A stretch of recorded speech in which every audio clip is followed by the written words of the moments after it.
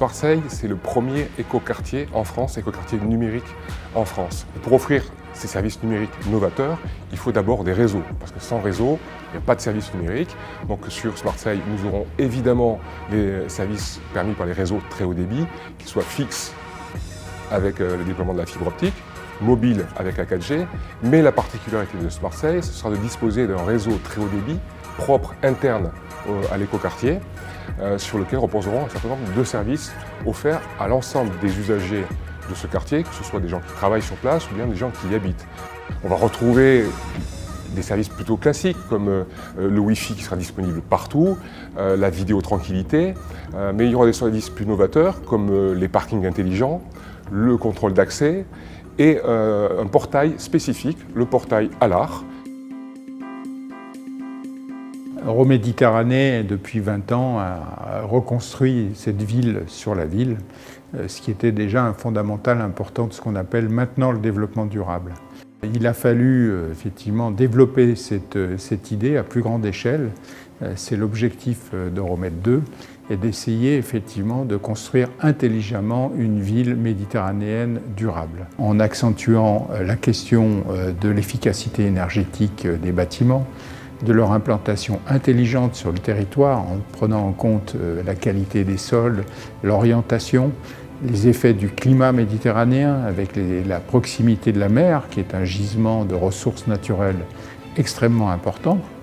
qui va permettre de chauffer ou de rafraîchir les bâtiments, mais en même temps de faire face au choc climatique du Mistral, la violence du soleil en se protégeant.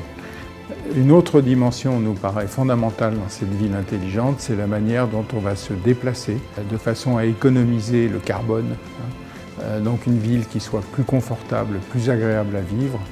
et bien entendu une ville qui soit extrêmement accueillante pour les gens. Donc c'est-à-dire une ville où on va développer beaucoup les services. Et cette question d'être accueillante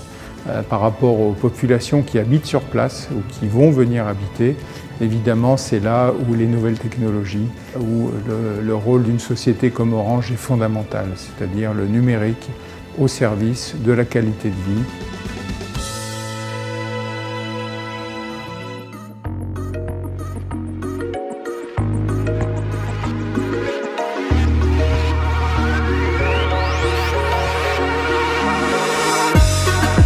Le numérique a un rôle important parce qu'il joue le rôle de palliatif, au moins dans un premier temps, c'est-à-dire que c'est grâce au numérique qu'on va pouvoir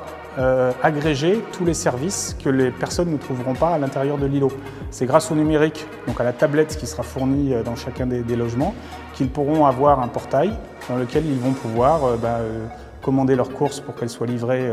dans les drives piétons qui seront au rez-de-chaussée, qu'ils pourront faire appel à commander le pressing, le cordonnier, commander des livraisons de colis par exemple. C'est grâce à ça aussi qu'on va créer une vraie communauté au sein de cet îlot. L'idée, c'est que ce portail va permettre un vrai effet d'appropriation et d'échange entre les différents habitants de l'îlot. Le numérique est un outil qui sert surtout à recréer cette espèce de quartier, de vie de village qu'on veut absolument privilégier pour cet îlot.